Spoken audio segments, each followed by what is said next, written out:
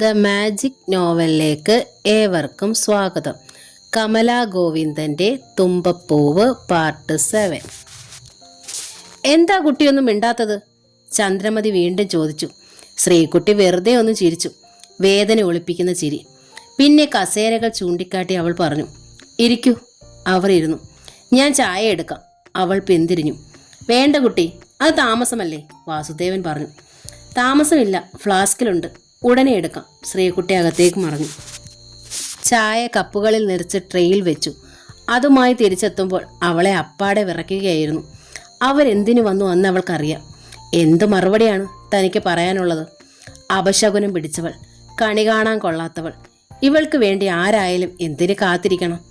ചായ വിതരണം ചെയ്തിട്ട് ട്രെയുമായി ഭിത്തിമേൽ ചാരി നിന്നപ്പോൾ ചന്ദ്രമതി പറഞ്ഞു, ജയശ്രീ ഇരിക്കൂ. ഞാനിവിടെ നിൽക്കാം. അവളുടെ സ്വരം നേർത്തിരുന്നു. ഞങ്ങൾ എന്തിനാണ് വന്നതെന്ന് ജയശ്രീക്ക് അറിയൂ? വാസുദേവൻ ചോദിച്ചു.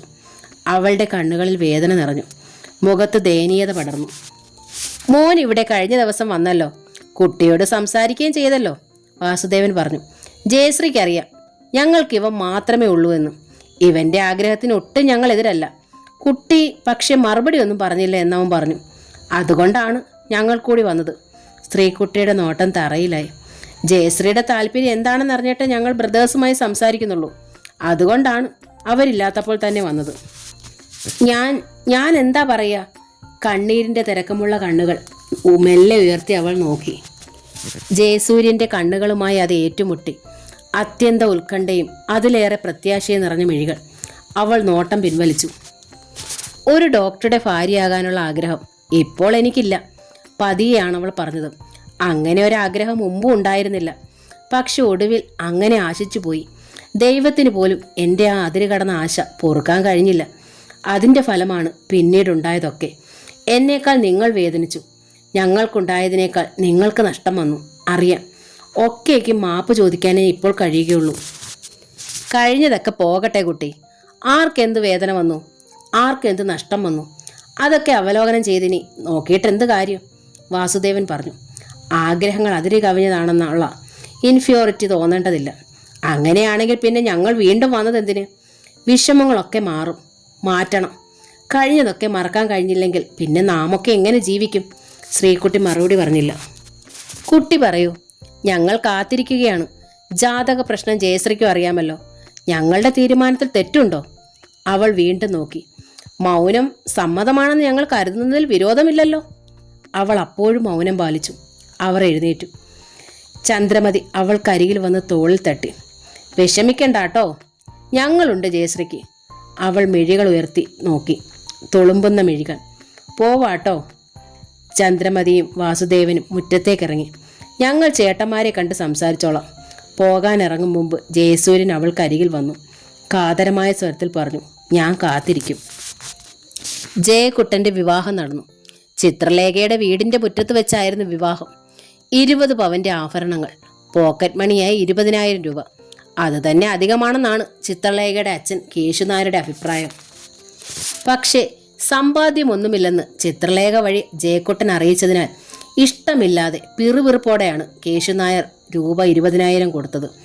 എന്ന് വെച്ചാൽ പെണ്ണിന് കിട്ടുന്ന ശമ്പളം മുഴുവൻ ഇനി അങ്ങോട്ടേക്കല്ലേ? ഇങ്ങോട്ട് കിട്ടുമോ? സെയിൽസ് ടാക്സിലല്ലേ ജോലി. അതും ഇതുമൊക്കെയായിട്ട് അല്പസ്വല്പം കിട്ടാൻ വഴിയുള്ളതാണ്. എല്ലാം അങ്ങോട്ട്. എന്നിട്ടും പിന്നെയും കാശിന് പിച്ച കണക്ക്. കേശുനായർക്ക് ആകെ ദേഷ്യം തന്നെയായിരുന്നു. കൊടുക്കാതെ പറ്റില്ലല്ലോ. പോരെങ്കിൽ മകളും അങ്ങേ സൈഡായിരിക്കുന്നു. വിവാഹം അതിഗംഭീരമായി തന്നെ നടന്നു. ജയക്കുട്ടൻ ഏറ്റവും തൃപ്തനായിരുന്നു താനും. ആശിച്ചിരുന്ന് നടന്ന വിവാഹം. എത്ര നാളായി കാത്തിരിക്കുന്നു. ശ്രീകുട്ടി ആശിച്ചു. രാധേട്ടത്തെ പോലെ ആയിരിക്കില്ല ചിത്രേട്ടത്തി. ഇത്തിരി സ്നേഹവും നേരിയ ഒരലിവുമൊക്കെ കിട്ടുമായിരിക്കും. വിദ്യാഭ്യാസവും വിവരവും ലോകപരിചയവും ഒക്കെ ഉള്ള ആളല്ലേ. ശ്രീകുട്ടി അങ്ങനെ തന്നെ പ്രതീക്ഷിച്ചു. ചിത്രലേഖയെ കൈപിടിച്ച് കയറ്റാനും മീനാക്ഷി അമ്മയുണ്ടായിരുന്നു, ജാനകി ടീച്ചറിൻ്റെ അമ്മ. വല്യമ്മച്ചി വാത്സല്യത്തോടെ അവളുടെ മൂർധാവിൽ ചുംബിച്ചു. ചിത്രലേഖയും ഹാളിലെ ഫോട്ടോകൾക്ക് മുമ്പിൽ നമസ്കരിച്ചു. രാധയും ജയശങ്കറും തലേന്ന് തന്നെ എത്തിയിരുന്നു. കസവിൻ്റെ വീതിയുള്ള ജരികയുടെ പളപള തിളക്കം രാധയെ എടുത്തു കാട്ടുകയായിരുന്നു. അവളും പുതുമണം മാറാത്ത വധു തന്നെയാണല്ലോ. എല്ലാ ആഭരണങ്ങളും ധരിച്ച് പട്ടുസാരിയിൽ പൊതിഞ്ഞു നിന്നപ്പോൾ കല്യാണപ്പെണ്ണായ ചിത്രയോ താനോ സുന്ദരി എന്ന ഭാവം രാധയ്ക്കുണ്ടായിരുന്നു. എന്തൊക്കെയായാലും ചിത്രലേയേക്കാൾ സൗന്ദര്യത്തിൽ ഒരു പടിക്ക് മുമ്പിൽ രാധ തന്നെയായിരുന്നു. വിവാഹം കഴിഞ്ഞ് അന്ന് തന്നെ പോകാനായിരുന്നു രാധ. ഒരു ദിവസം പോലും ആ വീട്ടിൽ അന്തി ഉറങ്ങാൻ അവൾ ഇഷ്ടപ്പെട്ടില്ല. പക്ഷെ ജയക്കുട്ടൻ കർശനമായി പറഞ്ഞു ജയശങ്കറിനോട് ഇന്ന് പോകാൻ പറ്റില്ലെന്ന്. ജയശങ്കർ സമ്മതിച്ചു. രാധയെ സമ്മതിപ്പിക്കേണ്ടതായി വന്നു. രാത്രി ഉറങ്ങാൻ കിടക്കവേ രാധ ഭയന്നു. രാധ ഉറങ്ങാതിരുന്ന് ശ്രദ്ധിച്ചു. തൻ്റെ അനുഭവം ചിത്രലേഖയ്ക്കുണ്ടോ? അവൾ ഭീകര സ്വപ്നം കണ്ട് അലറി കരയുന്നുണ്ടോ? ഇല്ല, ഒരു ശബ്ദവും കേൾക്കാനില്ല. പിറ്റേന്ന് രാവിലെ കുളി കഴിഞ്ഞ് ജയക്കുട്ടൻ ചിത്രലേഖയും കൂട്ടി ക്ഷേത്രത്തിൽ പോകാൻ ഇറങ്ങി. രാധയും കുളി കഴിഞ്ഞ് റെഡിയായി നിൽക്കുകയായിരുന്നു. ജയശങ്കറിനെയും കൂട്ടി അവളും ഇറങ്ങി. ശ്രീകുട്ടി കാപ്പിക്കുള്ള പലഹാരങ്ങൾ ഉണ്ടാക്കുന്ന തിരക്കിൽ അടുക്കളയിൽ മുങ്ങിത്താണു. ക്ഷേത്രത്തിൽ പോയി വരുന്നതിനിടയിൽ രാധ ചിത്രലേഖയുമായി കൂടുതൽ അടുത്തു. ചിത്രയ്ക്കറിയോ ഇവരുടെ പെങ്ങളുടെ കാര്യത്തെക്കുറിച്ച്? രാധ ചോദിച്ചു. കല്യാണം മാറിപ്പോയ കാര്യമല്ലേ? ചിത്രലേഖ ഒന്നും അറിയാത്ത ഭാവം നടിച്ചു. അത് തന്നെയല്ല, പെണ്ണിന്റെ ജാതകദോഷത്തെക്കുറിച്ച് അറിയുമോ? എന്ത് ജാതകദോഷം? രാധ അതേക്കുറിച്ച് വിവരിച്ചു. ഓ, ശുദ്ധ പൊളി, അതൊക്കെ ആരാ വിശ്വസിക്കുക? ചിത്രലേഖ തുറന്നടിച്ചു. ഒട്ടും വിശ്വാസമില്ലാത്ത മട്ട് നടിച്ചു. ഈ ജാതകമൊക്കെ ഒരു തട്ടിപ്പാ ചേച്ചി. ചിത്ര അങ്ങനെ അങ്ങ് നിസ്സാരമാക്കല്ലേ. 19-ാം വയസ്സിൽ ഒരു മരണാനന്ത കർമ്മത്തിന് യോഗം ഉണ്ടെന്നാ പെണ്ണിന്റെ ജാതകത്തിൽ. സംഭവിച്ചില്ലേ? എങ്കിൽ പിന്നെ ഇനിയുള്ളത് പാടില്ലെന്നുണ്ടോ? ആവോ, ഞാൻ അത്രയ്ക്കൊന്നും ചിന്തിക്കാറില്ല. മരണം വിധിച്ചിട്ടുണ്ടെങ്കിൽ അത് സംഭവിച്ചിരിക്കും. നമ്മൾ എത്ര തടഞ്ഞാലും അത് സംഭവിച്ചിരിക്കും. ദൂരെ ദൂരെ പോയാലും നടക്കാനുള്ളത് നടക്കും, ചിത്രലേഖ പറഞ്ഞു. ഇത്തിരി കൊള്ളിച്ചാണ് അവൾ പറഞ്ഞത്. രാധയുടെ ഭയം കാരണം ജയശങ്കറിനെയും കൂട്ടി പെട്ടെന്ന് തന്നെ താമസം മാറ്റിയെന്ന് ജയക്കുട്ടനിൽ നിന്ന് അവൾ അറിഞ്ഞിരുന്നു. അതുകൊണ്ട് തന്നെ തുടർന്നു. ആ കുട്ടി പാവോ, അതെന്തു പിഴച്ചു? ചിത്രലേഖ ശ്രീകുട്ടിയുടെ അനുഭാവം കാട്ടി. കഷ്ടമുണ്ട്. കല്യാണത്തിന് ഇത്തിരി ദിവസം മുമ്പ് അത് മുടങ്ങുക, അച്ഛനും അമ്മയും മരണപ്പെടുക. എന്തൊരു വിധിയാണ്. നമ്മളെങ്കിലും അവളോട് അനുതാപം കാട്ടിയില്ലെങ്കിൽ പിന്നെ ആരാ കാട്ടാൻ? രാധ മിണ്ടിയില്ല. ചിത്രലേഖയുടെ സംസാരം ഇഷ്ടപ്പെട്ടതുമില്ല. ഓ, അവളൊരു അനുതാപക്കാരി. ഉദ്യോഗത്തിന്റെ പവർ ലേശമുണ്ട്. മാസാമാസം എണ്ണി കിട്ടുന്ന 3 ഉലുവ കൊണ്ട് ഇക്കാലത്ത് എന്ത് ചെയ്യാനാണ്? പക്ഷേ ജയേട്ടന്റെ ബിസിനസ് അങ്ങ് വിപുലപ്പെട്ട പണം വാരാ. രാധയ്ക്ക് ചിത്രലേഖയുടെ തെല്ല അകൽച്ച തോന്നി, പുറമേ കാട്ടിയില്ലെങ്കിലും. രാധയെ പോലെ എടുത്തടിച്ച സംസാരവും പെട്ടെന്നുള്ള പെരുമാറ്റവുമല്ല ചിത്രലേഖയ്ക്ക്. അത് മനുഷ്യരെ കൊണ്ട് അപവാദം പറയിപ്പിക്കുകയും വെറുപ്പുണ്ടാക്കുകയും ചെയ്യുമെന്ന് അവൾക്കറിയാം.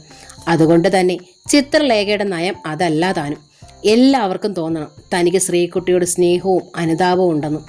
എന്നിട്ട് പതിയെ പിൻവലിയണം. അതിനുവേണ്ടി ജയക്കുട്ടനെയും കൂട്ടി നേരത്തെ തന്നെ അവൾ എല്ലാ പണികളും ചെയ്തു വെച്ചിരുന്നു താനും. ചിത്രലേഖ ഇപ്പോൾ പാലക്കാട്ടെ ഓഫീസിലാണ് നിലവിൽ തന്നെ. ഈ മാസം അവസാനമാകുമ്പോഴേക്കും ജയക്കുട്ടനെ അങ്ങോട്ട് തന്നെ കിട്ടും. ഒരു റിട്ടയർമെന്റ് വേക്കൻസിക്ക് വേണ്ടി എല്ലാം പറഞ്ഞ് ശരിയാക്കിയിട്ടുണ്ട്. ഇരുവരും കൂടി മറ്റു നിവൃത്തിയൊന്നുമില്ലാഞ്ഞിട്ടാണ് പോകുന്നതെന്ന് മറ്റുള്ളവർ ധരിക്കും. ഉള്ള സ്നേഹം പോകുകയുമില്ല. അത്രയ്ക്കൊന്നും ബുദ്ധി രാധയ്ക്ക് തോന്നുകയില്ലല്ലോ. ചിത്ര എന്നാ പാലക്കാട്ടേക്ക് പോവുക? അവൾ ചോദിച്ചു. ഒരാഴ്ച ലീവുണ്ട്, പിന്നെ നീട്ടിയെടുക്കണമെങ്കിൽ കുട്ടേട്ടൻ പറയട്ടെ. ചിത്രലേഖ അവിടെയും തൻ്റെ അഭിപ്രായം ഇല്ലാതാക്കി. ജയക്കുട്ടൻ്റെ അഭിപ്രായത്തിന് മുൻതൂക്കമിട്ടു. എനിക്കെപ്പോഴും ഇഷ്ടം കുട്ടേട്ടൻ പറയുന്ന അനുസരിക്കാനാ, അല്ലാതെ നമ്മളെന്തിനാ അവരെ അനുസരിപ്പിക്കുന്നത്? രാധയ്ക്കിട്ട് വീണ്ടും ഒരു കുത്ത്. രാധയുടെ മുഖം വീർത്തു വരികയും ചെയ്തു. തെല്ലു മുമ്പിൽ ജയക്കുട്ടനും ജയശങ്കറും ഒരുമിച്ച് പോകുന്നുണ്ടായിരുന്നു. ജയക്കുട്ടൻ്റെ ട്രാൻസ്ഫർ തന്നെയായിരുന്നു അവരുടെ സംസാര വിഷയം. ശ്രീകുട്ടിയെ കൂടെ കൊണ്ടുപോകാൻ പറ്റില്ല. ജയക്കുട്ടൻ കാരണം നിരത്തി. വീട് അടച്ചിടേണ്ടതായി വരും. കുരിയാലകളിൽ അന്തത്തിരി കത്തിക്കാൻ ആളില്ലാതായി പോവും. അല്ലെങ്കിൽ കൊണ്ടുപോകാമായിരുന്നു. പക്ഷെ കൂട്ടിന് ആരെ ആക്കിയിട്ട് പോകും? ജയക്കുട്ടൻ പറഞ്ഞു. ചേട്ടനും ചേട്ടത്തിയും തിരിച്ചു വന്നേ പറ്റൂ. നിനക്കറിയാലോ രാധയുടെ സ്വഭാവം, ജയശങ്കർ പറഞ്ഞു. തിരിച്ചു വന്നാൽ പിന്നെ ഒരു നിമിഷം പോലും സ്വൈര്യത കിട്ടുകയില്ല. ഇത്തിരി സമാധാനത്തിന് വേണ്ടി നമ്മൾ ഒരുപാട് വിട്ടുവീഴ്ചകൾ ചെയ്യേണ്ടതായി വരില്ലേ കുട്ടാ? ചില സന്ദർഭങ്ങൾ അങ്ങനെയാണെന്ന് കൂട്ടിക്കോ. സംഭാഷണം അവിടെ നിന്നു. പോം വഴി കിട്ടിയതുമില്ല. ഒരു വലിയ കീറാമുട്ടി പ്രശ്നമായിരിക്കുന്നു. ശ്രീകുട്ടി എന്ന സഹോദരി. 2 സഹോദരന്മാർക്കും ഒരു തരത്തിലും പരിഹരിക്കാനാവാത്ത പ്രശ്നം. 4 പേരും ചെല്ലുമ്പോൾ ശ്രീകുട്ടി കാപ്പിയും പലഹാരങ്ങളും റെഡിയാക്കിയിരുന്നു. 75 കഴിഞ്ഞെങ്കിലും വല്യമ്മച്ചിയും വിളമ്പാനൊക്കെ സഹായിക്കാൻ പറ്റും. ഇരുവരും കൂടി വിളമ്പി വെച്ചു. 4 പേരും കൈ കഴുകി വന്നു. എന്തേ ശ്രീകുട്ടി മാറി നിൽക്കുന്നത്? വരൂ, എല്ലാവർക്കും ഒരുമിച്ച് കഴിക്കാം. വല്യമ്മച്ചിയും വാ, ചിത്രലേഖ ക്ഷണിച്ചു. ശ്രീകുട്ടിക്ക് ഒരു കുടന്ന പനിനീർ ഹൃദയത്തിലേക്ക് വീണ കുളിർമ. അവൾ പുഞ്ചിരിച്ചു. ദേഹവും ഉടുതുണി അപ്പടി മെഴുക്ക ചിത്രേച്ചി. ശ്രീകുട്ടി പറഞ്ഞു. ഒന്ന് കുളിക്കണം, എന്നിട്ട് ഞാൻ കഴിച്ചോളാം. മെഴുക്കാണെങ്കിൽ എന്താ, സാരമില്ല, ശ്രീകുട്ടി ഇരിക്കുന്നു. ചിത്രലേഖ ശ്രീകുട്ടിയുടെ കൈന്മേൽ പിടിച്ചു വലിച്ച് തൻ്റെ ഇപ്പുറത്തുള്ള കസേരയിലിരുത്തി. വല്യമ്മച്ചി ഇരിക്കെ. മീനാക്ഷി അമ്മയ്ക്കും തൃപ്തിയായി. ശ്രീകുട്ടി ഇപ്പുറത്ത് വന്ന്, നീ കുരുത്തമുള്ള കൊച്ചാടി. നിന്നെ പന്തലിൽ വെച്ച് കണ്ടപ്പോഴേ എനിക്ക് തോന്നി ചൊല്ലു വിളിയിൽ വളർന്ന പെണ്ണാണെന്ന്. കുട്ടൻ്റെ ഭാഗ്യാണേ.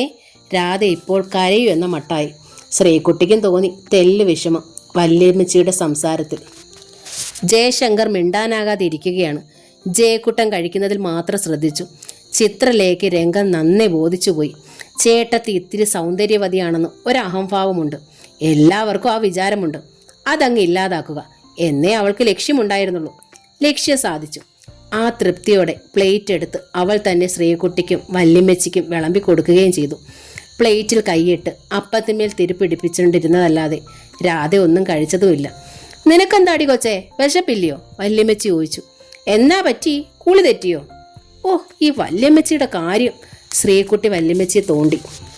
ചിത്രലേഖ അടക്കി ചിരിച്ചു. രാധ തീറ്റി നിർത്തി എണീറ്റു. ജയശങ്കറും. ചിത്രലേഖ ആരും അറിയാതെ ജയക്കുട്ടനെ ഒന്ന് കിള്ളി. രാധയെ ഒന്ന് ഇരുത്തിയതിനാൽ ജയക്കൂട്ടനും ഉണ്ട് തെല്ല് തൃപ്തി. അതുകൊണ്ടവൻ മറുപടിയായും ഒന്ന് കിള്ളി. അഭിനന്ദനം. വല്യമ്മച്ചി അന്ന് തന്നെ പോയി. വല്യച്ഛനുണ്ടല്ലോ വീട്ടിൽ. പറ്റുമ്പോഴൊക്കെ വരണേ വല്യമ്മച്ചി എന്ന് വീണ്ടും വീണ്ടും ചിത്രലേഖ പറഞ്ഞു. വരാം മക്കളെ, വരാം. വല്യമ്മച്ചി തറപ്പിച്ച് പറഞ്ഞു. എനിക്കിവിടെ നിൽക്കണമെന്നുണ്ട് മക്കളെ. അങ്ങേരെ വേറെ ആർക്കും വേണ്ട. എനിക്ക് ഉപേക്ഷിക്കാൻ പറ്റുമോ? രാധയും ജയശങ്കറും വല്യമ്മച്ചി പോകുന്നതിന് മുമ്പ് തന്നെ പോയി. ചിത്രലേഖ 2 ആഴ്ചത്തേക്ക് കൂടി അവധിയെടുത്തു. ശ്രീകുട്ടിക്കൊരാശ്വാസമായി. കുറച്ച് ദിവസം ഒരുമിച്ച് താമസിക്കുകയാണത്രേ ലക്ഷ്യം. ശ്രീകുട്ടിക്ക് സന്തോഷമായി. അവധി തീർന്നാൽ ചിത്രലേഖ ജോലിക്ക് പോകും. അവിടെ ഹോസ്റ്റലിൽ താമസിക്കുകയാണ്. ആഴ്ചയിൽ ഒരിക്കൽ വരും. ജയക്കുട്ടൻ ഇവിടെ തന്നെ താമസിക്കും. അങ്ങനെയൊക്കെ ചിത്രലേഖ ശ്രീകുട്ടിയോട് പറഞ്ഞു ധരിപ്പിച്ചു. അപ്പോഴിതാ ആറ്റം ബോംബ് വന്നു. ജയശങ്കറിന് ട്രാൻസ്ഫർ, പാലക്കോട്ടേക്ക് തന്നെ. ഇരുവരും പ്രതീക്ഷിച്ചിരിക്കുകയായിരുന്നെങ്കിലും അപ്രതീക്ഷിതമായി കിട്ടിയതുപോലെ ഇരുവരും നടുക്കം ഭാവിച്ചു. പാലക്കാട്ടേക്ക് ഇരുവർക്കും പോകണം, പോയേ തീരൂ. സർക്കാർ കാര്യമല്ലേ, പോകാതിരിക്കാൻ പറ്റുമോ? പക്ഷെ വീട്ടിലാര്? ശ്രീകുട്ടിക്ക് കൂട്ടിനാര്? ആരുമില്ല. ഈ പ്രതിസന്ധി ഉണ്ടാകുമെന്ന് മുൻകൂട്ടി അറിയാമായിരുന്നെങ്കിലും അത് മുമ്പിലെത്തിയപ്പോൾ ആകെ പതറിപ്പോയി ജയക്കുട്ടൻ. മരണം തന്നെയാണ് ഗ്രസിക്കുന്നതെങ്കിൽ പാലക്കാട്ട് പോയി തല ഒളിപ്പിച്ചാലും അതുകൊണ്ട് പ്രയോജനമില്ല എന്ന് ജയക്കുട്ടൻ ചിത്രലേഖയോട് ആവുന്നത്ര പറഞ്ഞു നോക്കിയതാണ്. പക്ഷെ അവൾ സമ്മതിച്ചില്ല. മരിക്കുന്നെങ്കിൽ മരിക്കട്ടെ, അതാണ് വിധിയെങ്കിൽ സഹിക്കാൻ അവൾ തയ്യാറാണ്. പക്ഷെ ഭയന്ന് അത്രയും നാൾ കഴിയാൻ ഒട്ടും തയ്യാറല്ല. 2 സ്വതന്ത്ര പറവകളായി കഴിയണം. ജാതകഫലവും മരണവും ഒക്കെ മറക്കണം. അതാണ് അവരുടെ വാശിക്ക് പിന്നിൽ. അതിനെ എതിർക്കാൻ, അവഗണിക്കാൻ ജയക്കുട്ടനിലെ സ്നേഹമുള്ള കാമുകന് ഒട്ടും കഴിഞ്ഞിരുന്നില്ല. അതുകൊണ്ടാണ് ട്രാൻസ്ഫറിന് ശ്രമിച്ചത്. ഇപ്പോഴും അവനിലെ സ്നേഹമുള്ള ഭർത്താവ് ചിത്രലേഖയ്ക്കൊപ്പമാണ്. പക്ഷെ സ്നേഹമുള്ള സഹോദരൻ വിങ്ങുന്നു. പൊന്നുപോലെയാണ് ശ്രീകുട്ടിയെ വളർത്തിക്കൊണ്ടു വന്നത്. ഒരു ഓമന പെങ്ങൾ. ഇത്തരം സാഹചര്യത്തിൽ അവളെ ആരെ ഏൽപ്പിക്കാതെ പോകാൻ വയ്യ. ആരെ ഏൽപ്പിക്കും? ജയശങ്കറിനെ വരുത്തി. രാധയും വന്നു. പ്രശ്നം ചർച്ച ചെയ്തു. ശ്രീകുട്ടി ഒറ്റയ്ക്കാക്കി പോകാൻ പറ്റില്ല. ചിത്രലേഖ ജോലിക്ക് പോയില്ലെങ്കിൽ പോയില്ലെന്നേ ഉള്ളൂ. ശമ്പളം കിട്ടുകയില്ലായിരിക്കും. ഉള്ളത് കൊണ്ടങ്ങ് കഴിയണം. ഞാൻ വേണമെങ്കിൽ അവധി എടുക്കാം. കുട്ടേട്ടൻ പറഞ്ഞാൽ ജോലി രാജിവെക്കുകയും ചെയ്യാം. ജോലി രാജിവെക്കാൻ പറ്റുമോ? ജയശങ്കർ ചോദിച്ചു. അത് വല്ലതും പ്രശ്നത്തിന് പരിഹാരമാണോ? നമ്മൾ പ്രായോഗികമായി ചിന്തിക്കണം. അതെ, അതാണ് വേണ്ടത്. ചേട്ടൻ തന്നെ ഒരു പോംവഴി പറയും. ജയക്കുട്ടൻ ചുമതല ജയശങ്കറിന്റെ തലയിലേക്ക് എടുത്തു വെച്ചു കൊടുത്തു. അവൻ ആകെ കുഴഞ്ഞു. എന്താ ചെയ്യുക? എന്താ പറയുക? ശ്രീകുട്ടിക്ക് എന്ത് പറയാനുണ്ട്? അകത്തു നിൽക്കുകയായിരുന്ന ശ്രീകുട്ടിയോട് വാതിക്കൽ നിന്ന് ചിത്രലേഖ ചോദിച്ചു. അവൾക്ക് മറുപടിയായി 2 തുള്ളി കണ്ണീരായിരുന്നു. വേദന പുരണ്ട മന്ദഹാസമായിരുന്നു. ഒരഭിപ്രായവുമില്ലേ? അതുപോരാ, ഒരു ഡോക്ടറുടെ വൈഫാകാനിരുന്നതല്ലേ? കുറച്ചൊക്കെ സ്റ്റേണായിട്ട് ചിന്തിക്കാനും പെരുമാറാനും ഒക്കെ അറിഞ്ഞിരിക്കണമല്ലോ. ഇത്ര പാവത്തനായിരുന്നാൽ എങ്ങനെയാണ്? ഇങ്ങനെയുള്ള ആണാണോ മിസ്സസ് ഡോക്ടർ ആകാനിരുന്നത്? ചിത്രലേഖ തമാശ പോലെ ചോദിച്ചു. പക്ഷേ അത് പുണ്ണിൽ കൊള്ളിവെക്കലായിരുന്നു ശ്രീകുട്ടിക്ക്. അത് വല്ലാതെ നീറി. അവൾ മറുപടി പറഞ്ഞില്ല. ഒന്നും ആലോചിക്കാനില്ല ശ്രീകുട്ടി. ചിത്രലേഖ വീണ്ടും പറഞ്ഞു. ഒരുങ്ങിക്കോ, ഞങ്ങളുടെ കൂടെ പാലക്കാട്ടേക്ക് പോകാം. അല്ലേ കുട്ടേട്ടാ? അതല്ലേ നല്ലത്? അതാ എൻ്റെ അഭിപ്രായം. ജയക്കുട്ടൻ ചേട്ടന് നേർക്ക് തിരിഞ്ഞു. ചേട്ടൻ എന്ത് പറയുന്നു?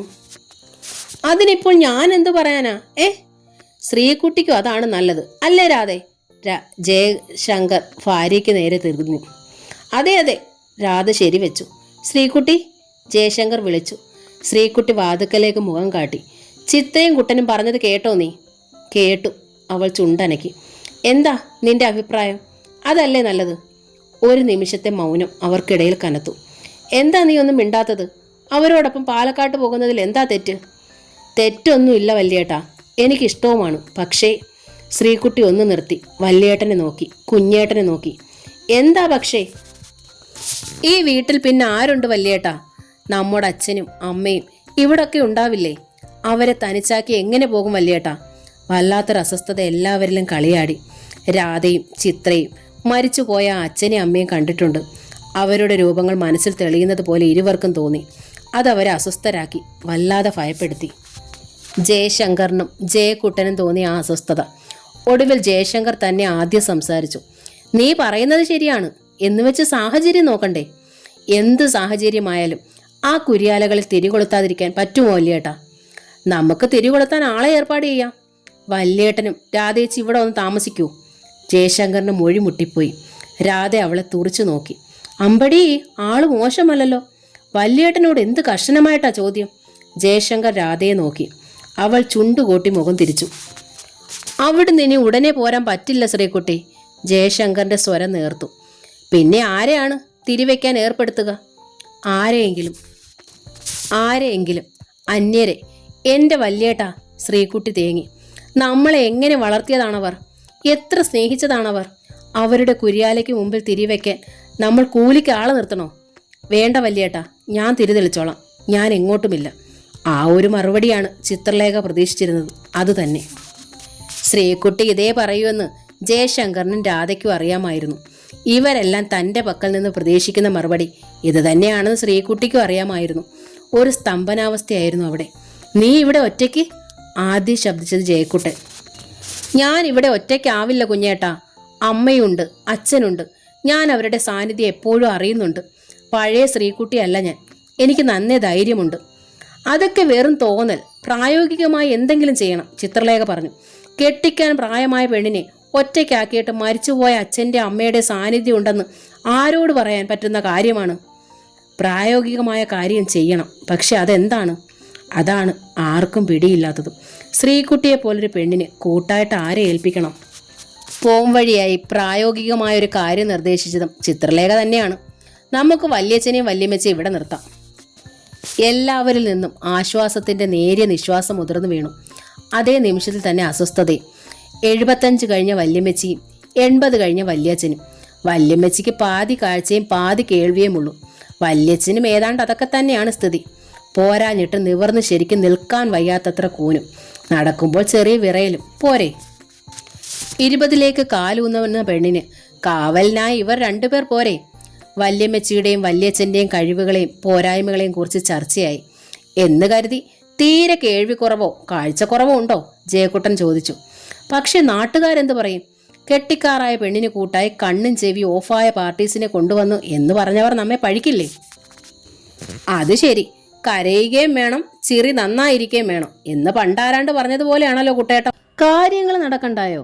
നമ്മളെന്നാ മനഃപൂർവ്വമാണോ ഇത്? ട്രാൻസ്ഫർ വന്നാൽ പോകണം, എവിടേക്കായാലും. അപ്പോൾ എല്ലാവരും കുറേശ്ശെ എല്ലാം സഹിക്കണം, അല്ലാണ്ട് പറ്റുമോ? പക്ഷേ ഇരുവരും ചേർന്ന് മനഃപൂർവ്വം ട്രാൻസ്ഫർ വാങ്ങിയതാണെന്ന് ശ്രീകുട്ടിക്ക് വരെ കൃത്യമായി അറിയാം. പക്ഷേ ആരും അത് വെളിപ്പെടുത്തിയിട്ടില്ല. ശ്രീകുട്ടി പുറത്തേക്ക് വീടിന് തല നീട്ടി. നാട്ടുകാർ എന്തും പറയട്ടെ കുഞ്ഞേട്ടാ, നമ്മളത് ശ്രദ്ധിക്കാൻ പോകണ്ട. എനിക്കതിൽ ഒട്ടും വിഷമവുമില്ല. കണ്ണും കാതും കേൾക്കില്ലെങ്കിലും വല്യമ്മച്ചിയും വല്യച്ഛനും എനിക്കിപ്പോൾ ആശ്രയമാണ്, ശക്തിയാണ്.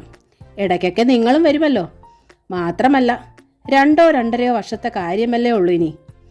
എനിക്ക് 22 വയസ്സ് തികഞ്ഞാൽ നിങ്ങൾക്കൊക്കെ ഈ വീട്ടിലേക്ക് തന്നെ തിരിച്ചു വരാമല്ലോ. ജയക്കുട്ടനും ജയശങ്കറും സ്തബ്ധനായി നിന്നുപോയി. വരണം, നിങ്ങൾ ഇരുവരും വരണം. ഇവിടെ ഒരുമിച്ച് താമസിക്കണം. നമ്മുടെ അച്ഛൻ്റെ അമ്മയുടെ ആഗ്രഹമായിരുന്നു നമ്മളെല്ലാവരും ഒരുമിച്ച് താമസിക്കുക എന്നത്. വല്യേട്ടാ, ഞാൻ പ്രാർത്ഥിക്കുന്നുണ്ട് എൻ്റെ പേരിൽ എൻ്റെ വല്യേട്ടനും കുഞ്ഞേട്ടനും ഒരു ആപത്തും വരാൻ ഇടയാകല്ലേ എന്ന്. ശ്രീകുട്ടി പൊട്ടിക്കരഞ്ഞുകൊണ്ട് അകത്തേക്ക് പാഞ്ഞുപോയി. അകത്ത് അടുക്കളയിൽ അവളുടെ ശക്തമായ തേങ്ങലിൻ്റെ ധ്വനി ഉയർന്നു. മിണ്ടാൻ ത്രാണിയില്ലായിരുന്നു ജയശങ്കറിനും ജയക്കുട്ടനും. പിറ്റേന്ന് ജയക്കുട്ടനും ജയശങ്കറും അവരുടെ ഭാര്യമാരും കൂടി ജാനകി ടീച്ചറിന്റെ വീട്ടിലെത്തി കാര്യം പറഞ്ഞു. പാതി ചെവിയിലൂടെയാണെങ്കിലും വല്യച്ഛൻ കാര്യം ഗ്രഹിച്ചതും അതേ നിമിഷത്തിൽ തന്നെ നിഷേധിച്ചു. ഇല്ല, ഞാൻ വരുത്തില്ല. ജാതകദോഷമുള്ള പെണ്ണിന്റെ കൂടെ നിൽക്കാൻ എനിക്ക് പേടിയാ. എന്നെ കൊല്ലാനാ നിങ്ങളുടെ പ്ലാൻ അല്ലേ? അത്രയ്ക്ക് ശല്യമായല്ലേ എൻ്റെ ഗുരുവായൂരപ്പ? വല്യച്ഛൻ ശക്തമായി തന്നെ എതിർത്തു. വരുന്ന പ്രശ്നമില്ല, തീർത്തു പറഞ്ഞു. ജയക്കുട്ടന് തലകറക്കം വന്നുപോയി. 3/4 നൂറ്റാണ്ടിലധികം ജീവിതം കഴിച്ചുകൂട്ടി. ജന്മം കൊണ്ട നാൾ മുതൽ ഇന്നോളം എല്ലാം അനുഭവിച്ചു. ജീവിതാന്ത്യത്തിലെത്തി. കണ്ണുകൾക്കും കാതുകൾക്കും അസുഖം. തല പഞ്ഞി പോലെ നരച്ചു. കൺപീലികളും ചെവിയിന്മേൽ കിളിർത്തു നിൽക്കുന്ന രോമങ്ങളും വരെ നരച്ചു. ശരീരത്തിന് അപ്പാടെ ബലക്ഷയം. ശരിക്ക് പിടുത്തം കിട്ടാതെ നടന്നാൽ വീഴും. ഇനിയും മരണമല്ലാതെ മറ്റൊന്നും ആഗ്രഹിക്കാനില്ലാത്തൊരാൾ. എന്നിട്ടും വല്യച്ഛൻ കട്ടായം പറഞ്ഞു, ഞാൻ വരുത്തില്ല. എൻ്റെ ശല്യം ഒഴിവാക്കാൻ നിങ്ങൾ എന്നെ കൊല്ലാൻ കൊണ്ടുപോകുന്ന നോക്കുന്നതല്ലേ? പോടാ ഇറങ്ങി കാലസന്തതികളെ. കുത്തി പിടിച്ച് നടക്കാൻ ഉപയോഗിക്കുന്ന വടിയുമായി വല്യച്ഛൻ പഴയ ശൗര്യം ഓർത്തിട്ടാകാം ഒരു ചാട്ടം ദാ കിടക്കുന്നു താഴെ. ജയക്കുട്ടനും ജയശങ്കറും തന്നെ താങ്ങി എഴുന്നേൽപ്പിച്ച് കസേരന്മേലിരുത്തി. വിറയാർന്ന സ്വരത്തിൽ വല്യച്ഛൻ ചീറി, എനിക്ക് ഇച്ചിരി ക്ഷീണകാലമായപ്പോൾ എന്നെ അങ്ങ് കൊന്നേക്കാമെന്ന്. എടാ ഗിരിധരാ, നീ കൂടെ ആലോചിച്ചിട്ടാണോടാ ഇത്? ഗിരിധരൻ ഇളയ അമ്മാവനാണ്. തറവാട്ടിലിപ്പോൾ ഇളയ അമ്മാവനാണ് താമസം. നിനക്ക് എന്നെ പോറ്റാൻ വയ്യാണ്ടായാല് തല്ലിക്കൊന്ന് കളഞ്ഞേരടാ. നിന്നെയൊക്കെ ഞാൻ പാടുപെട്ട് എങ്ങനെ വളർത്തിയതാ? ജയശങ്കറിനും പാർട്ടിക്കും ആകെ തൊലി ഒഴിഞ്ഞു. ഇതിനായി വരേണ്ടിയിരുന്നില്ല എന്ന തോന്നലായി. തങ്ങൾ കാരണം അമ്മാവനും പഴിയായല്ലോ എന്ന ഖേദമായി ജയശങ്കറിനും. അവൻ പറഞ്ഞു, വല്യച്ഛ, കൊച്ചമ്മാവൻ പറഞ്ഞിട്ടൊന്നുമല്ല ഞങ്ങൾ പറഞ്ഞത്. നീ ജാനകിയുടെ മൂത്ത മോനല്ലേടാ? അതെ വല്യച്ഛ. ജയശങ്കരനല്ലയോ? അതെ, ഞാനാ ജയശങ്കർ. നീ അല്ലയോടാ കെട്ടിയൻ്റെ 3-ാം പക്കം നിന്റെ പെണ്ണിനെ വിളിച്ചോണ്ട് താമസം മാറ്റിയത്? ജയശങ്കർ വിളറി. വല്യച്ഛനുണ്ടോ കൂസൽ? കെട്ടുപ്രായമായ പെണ്ണിനെ ഇട്ടേച്ച് നീ പോയി പെണ്ണുമ്പിളയുടെ കൂടെ ഒറ്റയ്ക്ക് താമസം സൂയിക്കുന്നവനല്ലയോടാ? ജയശങ്കറിന് ചെവി പൊത്താൻ തോന്നി. നിന്റെ പെണ്ണുമ്പിള്ള എന്തിയേ? ഇങ്ങോട്ട് നീക്കി നിർത്തിയേ. അവളെ ഒന്ന് കാണട്ടെ. മര്യാദയിലും ചൊല്ലുവിളിയിലും വളരാത്തവളെ കെട്ടിക്കേറി വന്നതിൻ്റെ 3-ാം പക്കം കെട്ടിയോനെ വിളിച്ച് കടന്നു കളഞ്ഞ മൂദേവി. രാധയ്ക്ക് ഇതുപോലൊരു അപമാനം ഇനി കേൾക്കാനുണ്ടോ? ആകെ വിളറി വിയർത്ത അവൾ പിന്നിലേക്ക് നീങ്ങി നിന്നു ജയശങ്കറിനെ നോക്കി. അച്ഛൻ ഇതെന്താ ഈ പറയുന്നത്? ഗിരിധരൻ തെല്ലു ദേഷ്യത്തോടെ ചോദിച്ചു. പിള്ളേരിങ്ങോട്ട് വന്നപ്പോൾ പറയുന്ന പറച്ചിൽ കേട്ടില്ലേ? വയസ്സായപ്പോൾ തീരെ ബോധമില്ല. അല്ലെങ്കിൽ അച്ഛൻ ഇതുള്ളതാ. വല്ല മനുഷ്യനും കയറി വരുമ്പോൾ വെറുപ്പിക്കുന്ന വർത്താനം. ഗിരിധരന്റെ ഭാര്യ വിജയലക്ഷ്മി പറഞ്ഞു ഈർഷ്യയോടെ. പിന്നെ രാധയുടെ നേർക്ക് തിരിഞ്ഞു. മോളിതൊന്നും കാര്യമാക്കണ്ട. പ്രായമായാൽ പിന്നെ തലയ്ക്ക് നല്ല വെളിവ് കാണില്ല. എന്താ പറയാൻ വയ്യാത്തത്? ഭാ. വല്യച്ഛൻ ഒറ്റയാട്ട്. വടിയും കൊണ്ട് ധൃതിയിൽ എണീക്കാൻ നോക്കിയിട്ട് കസേരയിൽ തന്നെ വീണുപോയി. ഈ മനുഷ്യനിത് എന്നാ പറ്റി? വല്യമ്മച്ചി അടുത്തെത്തി. 10-80 വയസ്സായിട്ട് ചാകാനുള്ളതിന് മനുഷ്യരുടെ തലതെറിപ്പിക്കാനായിട്ട് കിടക്കുക. വല്യച്ഛൻ വല്യമ്മച്ചിയുടെ നേരെ തിരിഞ്ഞു. പിന്നെ കേൾക്കാൻ കൊള്ളാത്തത്ര 2 തെറി പറഞ്ഞു. ഞാൻ വേലയെടുത്തുണ്ടാക്കിയ മണ്ണാടിയത്, ഞാനുണ്ടാക്കിയ വീടാടിയത്.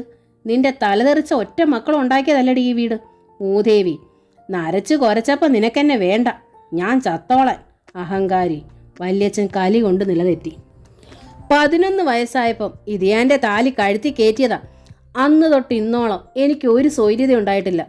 5-6 മക്കളെ പെറ്റു വളർത്തി. അതുങ്ങൾ എന്നെ പൊന്നുപോലെ നോക്കുന്നുണ്ട്. ഇതിയാൻ പക്ഷെ കുത്തിയിരുന്നോണ്ട് മനുഷ്യന് വട്ട് പിടിപ്പിക്കുക. ദേ, എനിക്ക് ചാകാൻ പേടിയൊന്നുമില്ല. ഇന്ന് ചത്ത അത്രയും നല്ലത്. എൻ്റെ പെണ്ണു പോയി. അവൾക്ക് എന്നെ ജീവനായിരുന്നു. അവൾ തലയിലും താഴയിലും വെക്കാതെ വളർത്തിയതാ അവളുടെ മകളെ.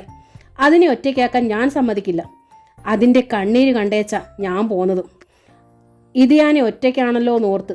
ആഹാ, ഈ 75-ാം വയസ്സാം കാലത്ത് ഞാൻ ഇനി ഇതിയാനെ നോക്കി ഇവിടെ ഇരിക്കണോ? എൻ്റെ കുഞ്ഞിന് ആരും ഇല്ലാണ്ടാവും. അവളുടെ അടുത്ത് ഞാൻ നിന്നെന്ന് കരുതി ചാകുവാണെങ്കിൽ എനിക്കത് മോക്ഷമാ. ഒരു നാഴികയ്ക്ക് മുമ്പേ പോണമെന്നുള്ള വിചാരമേ ഉള്ളൂ താനും. ഈ ഭൂമിയിൽ ഇനി കുറേ കാലം കൂടി കിടന്നിട്ട് എന്തോന്നാ പുണ്യം? വല്യമ്മച്ചിയുടെ പ്രഖ്യാപനം വല്യച്ഛനൊരടിയായിപ്പോയി. പൊയ്ക്കൊള്ളാനോ പൊയ്ക്കൊണ്ടാന്നോ പറയേണ്ട പറ്റാത്ത പതനം. അല്ലെങ്കിലും ഒരനുവാദം ചോദിക്കലായിരുന്നില്ലല്ലോ വല്യമ്മച്ചിയുടെ സ്വരത്തിൽ. ഉറച്ച പ്രഖ്യാപനമായിരുന്നില്ലേ? പറയുക മാത്രമല്ല, വല്യമ്മച്ചി അകത്തേക്ക് പോവുകയും ഉടുത്തിരിക്കുന്ന തുണി മാറി നല്ല മുണ്ടെടുത്ത് ഒരു നേരിയതും ചുറ്റി ഇറങ്ങി വന്നു. കയ്യിലൊരു പ്ലാസ്റ്റിക് കൂട്. അതിലൊന്ന് രണ്ട് നേരിയതുകളും മുണ്ടുകളുമുണ്ട്. വായു ഗുളിക, ധന്വന്തരം കുഴമ്പ്, തലയിൽ തേക്കുന്ന കാച്ചിയ എണ്ണ, അങ്ങനെ വല്യമ്മച്ചിയുടെ നിത്യോപയോഗ സാധനങ്ങളെല്ലാം ഉണ്ട്. വാടാ മക്കളെ പോകാം. വല്യമ്മച്ചി മുമ്പേ ഇറങ്ങിക്കഴിഞ്ഞു. നീ ചെല്ലടി, നീ ചെല്ല്. നിന്റെ അടിയന്തരം കൂടിയിട്ടേ ഞാൻ ചാകുന്നുള്ളൂ. വല്യച്ഛൻ പ്രാഗി. നിങ്ങൾ എൻ്റെ തന്നെയല്ല, മക്കളുടെയും കൊച്ചുമക്കളുടെയും കൂടെ കഴിഞ്ഞിട്ട് ചത്താ മതി. അല്ല പിന്നെ.